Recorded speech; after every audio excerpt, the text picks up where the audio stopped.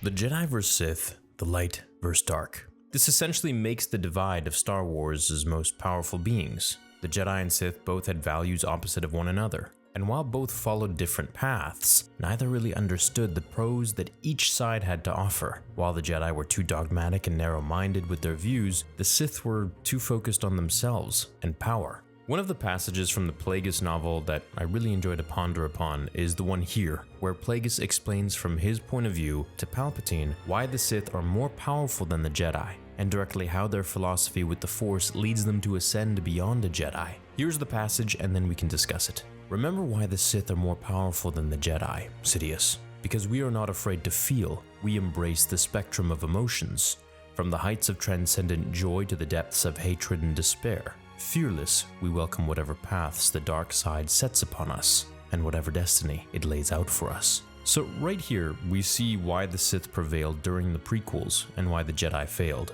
Well, first of all, Palpatine's patience. But what I want to explain in this video is Plagueis says something many may not notice, which is we welcome whatever paths the dark side set us on. Rather, for the Jedi at this time, their mandate is set on whatever the Republic sets them on, not the Force. This was a major issue that Qui-Gon Jinn had with the Council. They hardly listened to the will of the Force anymore. It was all about politics and what the Senate wanted them to do, treating them like soldiers, despite what Mace Windu says. On top of this, the Sith embrace their emotions, and their emotions feed their powers.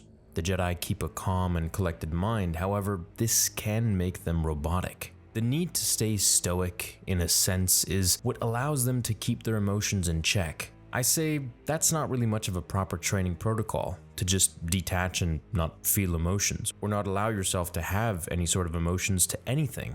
Because where's the power in controlling oneself through fear, anger, love, and despair, if you've completely shut yourself off from them? Now, for Jedi like Anakin who are extremely emotional, they needed proper training from the Jedi on how to cope with these emotions, not just to let go of everything you fear lose. Qui-Gon Jinn would have been the perfect father figure for Anakin. He wasn't disillusioned in the Force. He understood that to be one with the Force, you must move with it, listen to it, feel it, not just abide by the Council's political wishes. This is how Maul stayed alive through his hatred, and this is how Vader stayed alive through his hatred and despair. And, most of all, their pain, physical and emotional.